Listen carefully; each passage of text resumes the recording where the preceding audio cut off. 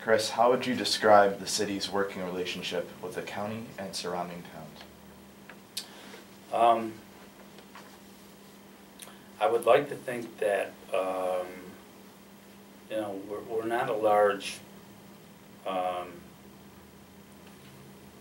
community.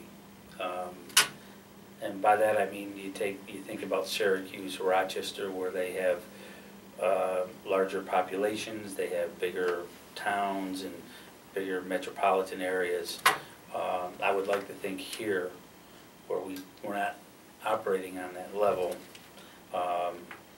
that it would be easier for us to try to reach out and find ways where we can work together with the town, the towns, the cities, the other entities that are out there. Could be schools, could be, you know, other public entities. In today's world, with what we're facing economically, the pressure the downward pressure that we're all going to feel, or we have been feeling, from the national economy to the state economy to what's pushed down onto us locally, we have to find ways to work together.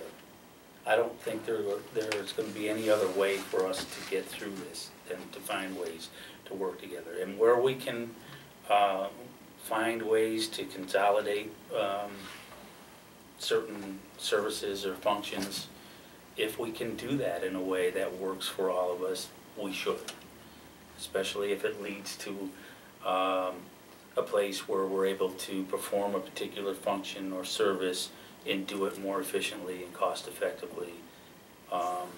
Those are things that we should. But you're only going to be able to do that if you sit down and take the time to communicate. Now, I'm not naive. I know that these relationships between the towns, the city, the county, you know, there's a lot of history there.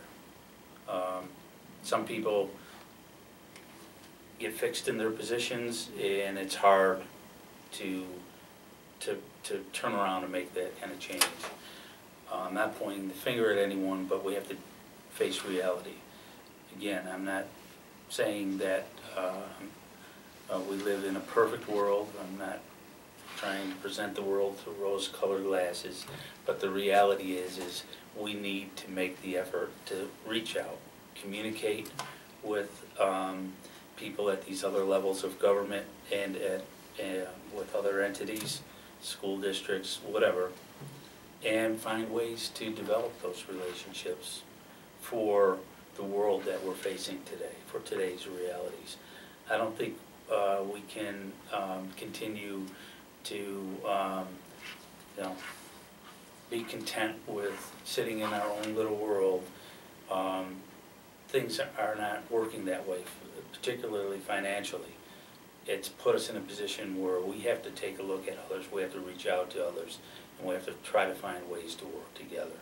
So I don't know how that will work out, no matter who's sitting on council.